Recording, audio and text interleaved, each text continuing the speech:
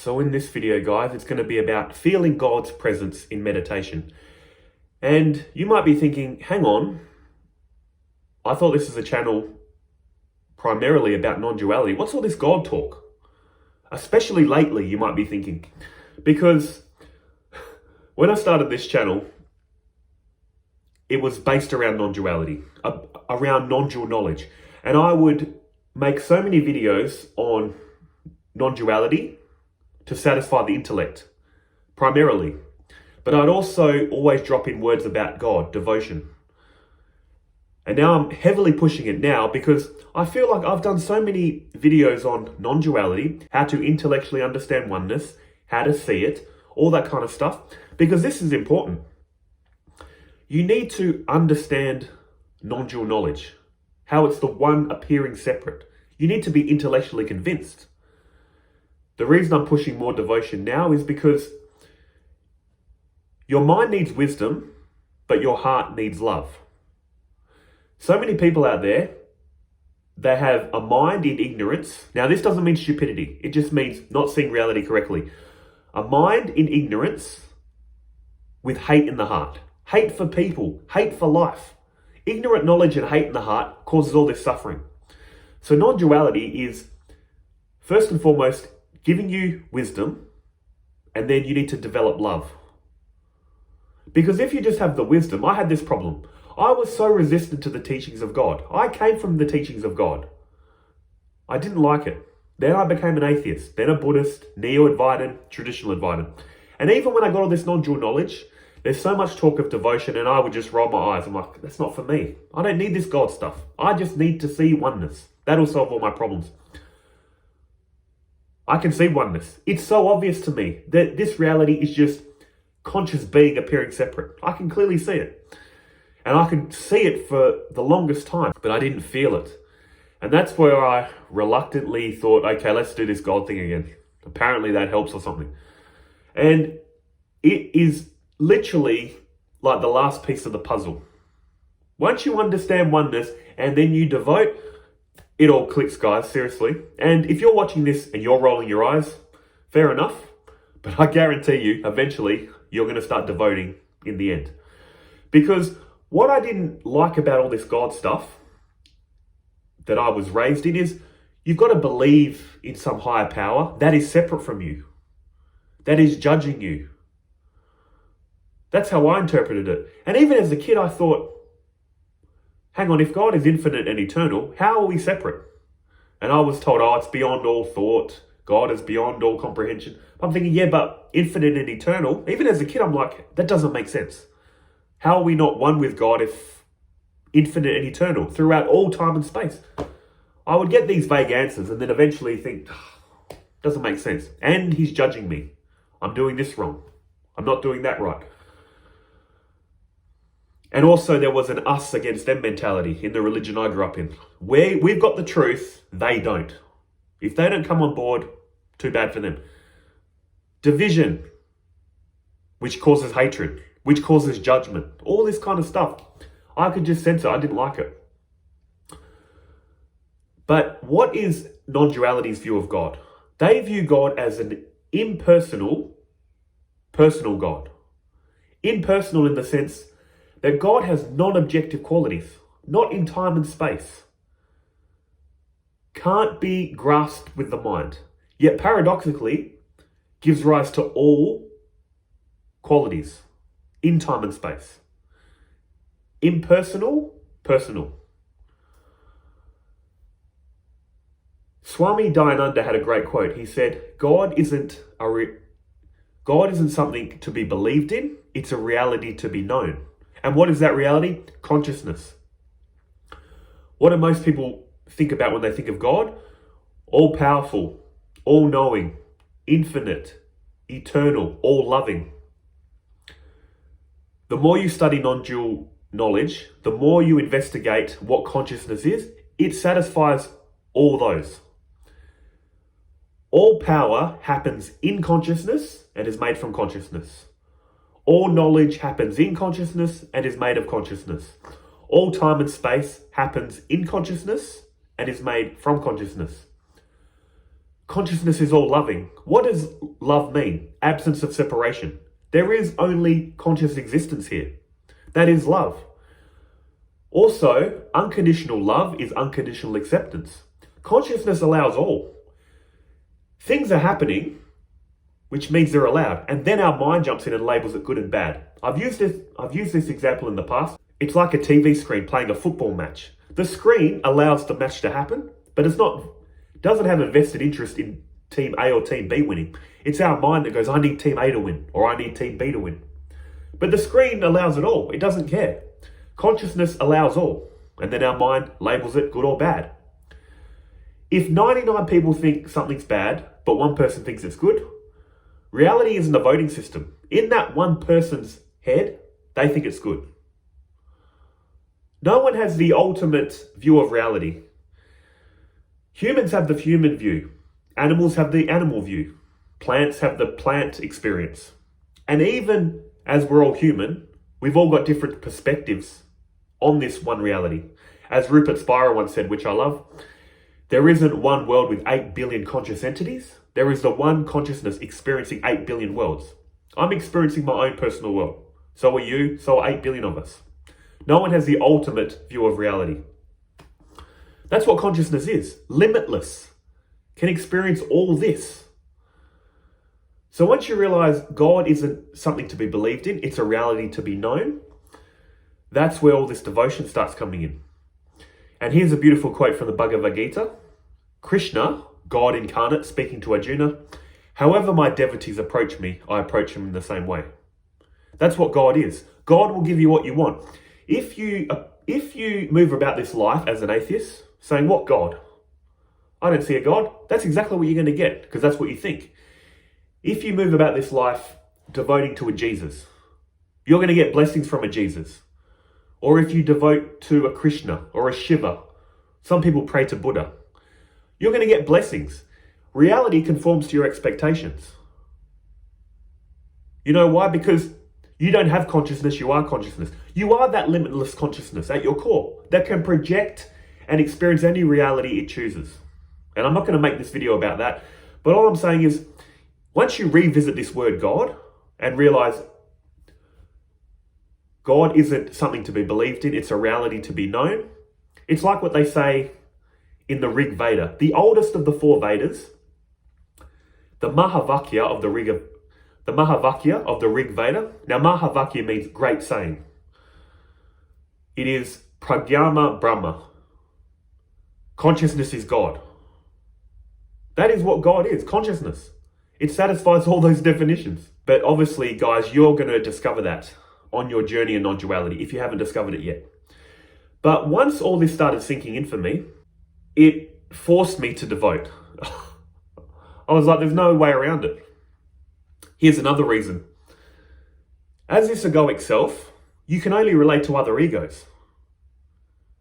You might say, oh, what God? Why devote? Why ask for guidance and blessings? I don't want a relationship with a higher power. Yet you have relationships with friends, families. You have a little bit of knowledge. Imagine your car breaks down.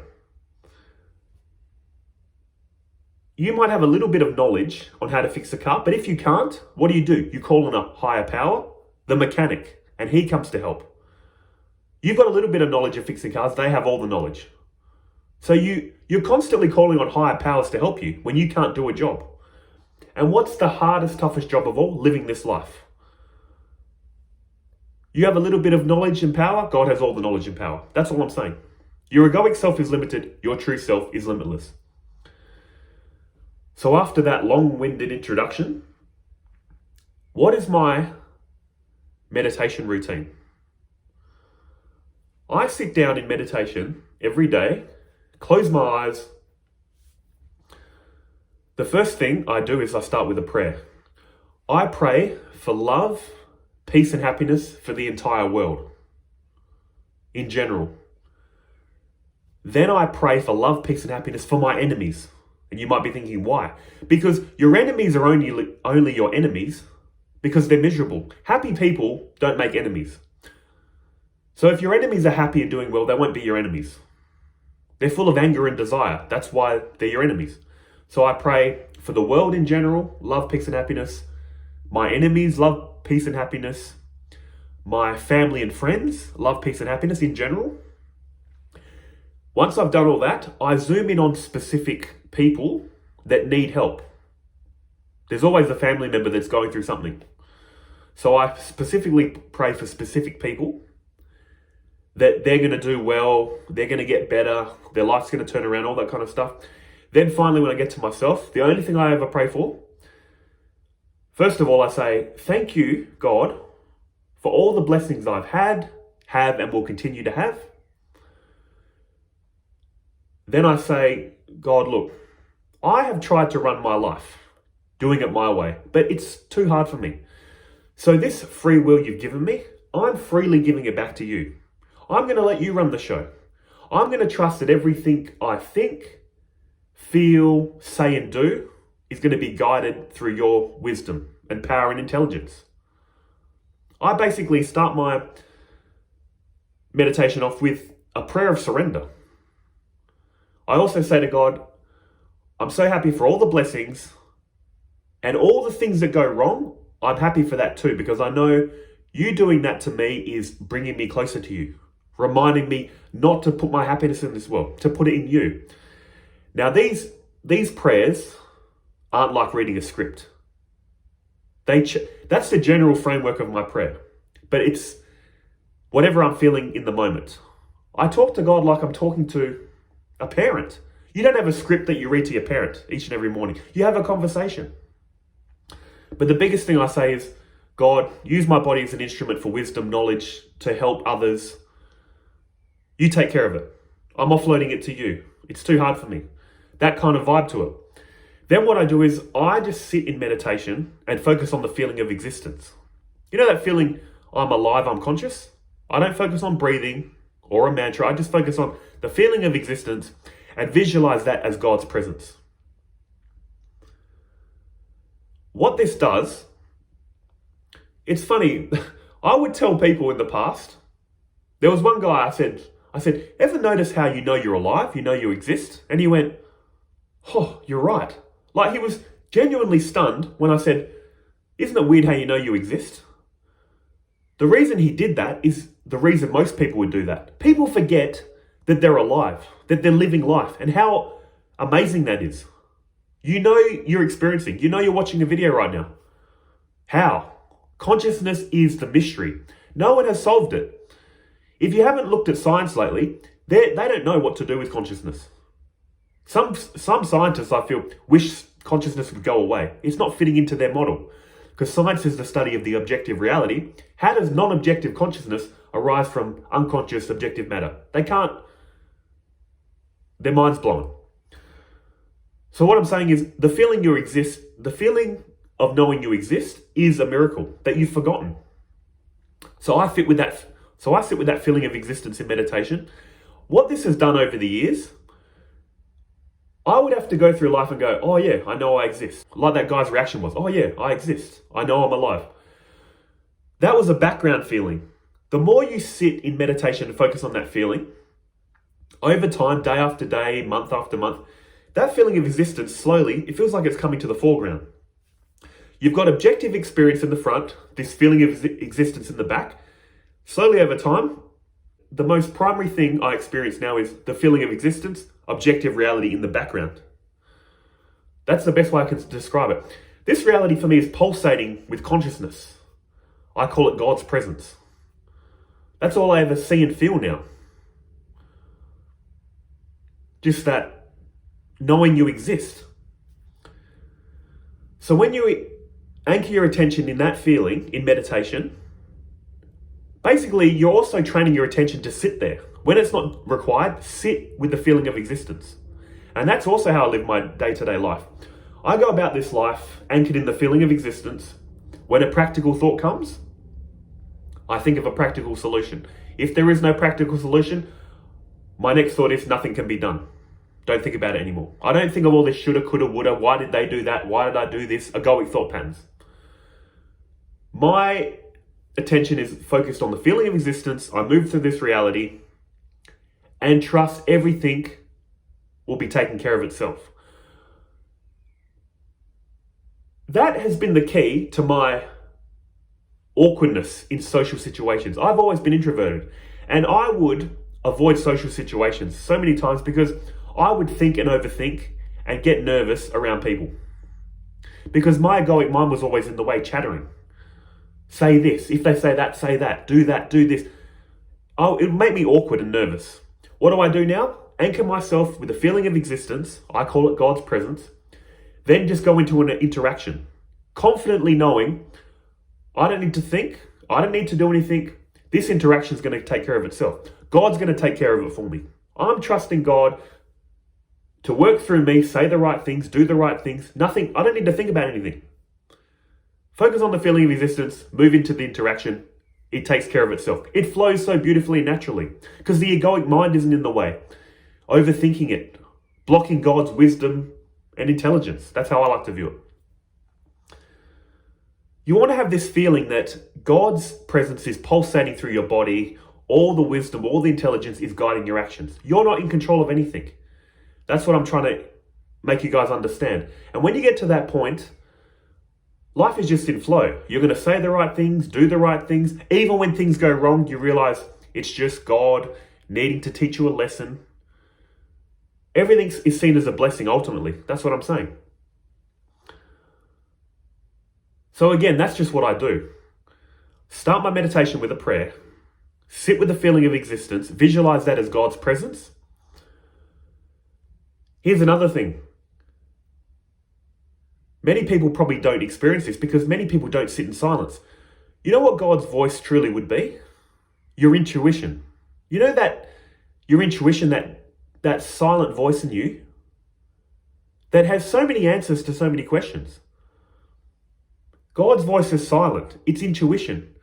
The reason most people don't hear it is because it's drowned out by the ego. The ego is loud and in your face. It'll be like at a party where you're speaking to a very quiet but wise friend. They're speaking really quietly.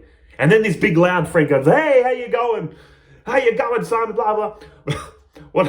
What I'm saying is, God is like that quiet, humble, wise friend speaking. And your ego is like this loud, abrasive friend that jumps in and starts talking, drowning out the voice of the quiet, wise friend. God is always speaking to you through intuition. But you're never going to feel that or experience that if you're not sitting in silence. We're constantly being distracted, constantly on the phone, speaking with other people, always experiencing things. Never a time of silence, intentional silence. You can say, "I experience silence when I go to sleep." Yeah, but you're not aware of it. You need to intentionally be aware of silence. Sit in silence, and God's voice will speak to you through intuition. That's the best way I can describe it. In Non-Duality, they say, your true self is the witness of this egoic self. In devotional language, you know what your true self is? God's self. God is the silent witness of this person's life. And that is why you can realize your true self, you can realize God, but you still must acknowledge you feel like this egoic self. And this egoic self is limited. This egoic self has limited power, knowledge, and intelligence. This egoic self, you still feel like you are, needs to ask that higher self, true self, God, for blessings, for guidance. Consciousness has non-objective qualities. This reality has objective qualities. All wisdom, power, knowledge, memories, whatever you want is stored in consciousness, in God's infinite, eternal mind of all of us. All of us apparent selves, God has all the knowledge, all the information. It's the storehouse. That's what you ultimately are. In devotional language, that's what God is. So, before you start thinking, "I don't believe in a God, why pray? What could God do for me?" Have you ever asked? Have you genuinely sat and prayed, genuinely lowered your ego and asked, "God, can you help me? Can you do this? Can you do that?" Genuinely. You'll be surprised. Like I said, bringing God back into my life after realizing non-dual knowledge, it made sense to me. That's what was holding me back. God didn't make sense to me. I don't believe in a God now. I can feel God's presence. And there's no going back. I could not go back to that way of thinking. Nihilist, atheist. No way, it doesn't make sense to me. And it was a miserable existence anyway. So that's all I'm going to say, guys.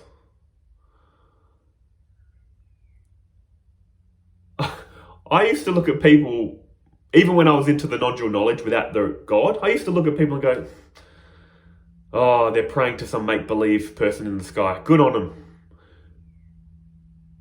But now, if you think that currently as well, if you think what I'm saying is ridiculous right now too, all I'm going to say is, have you tried it? It's going to...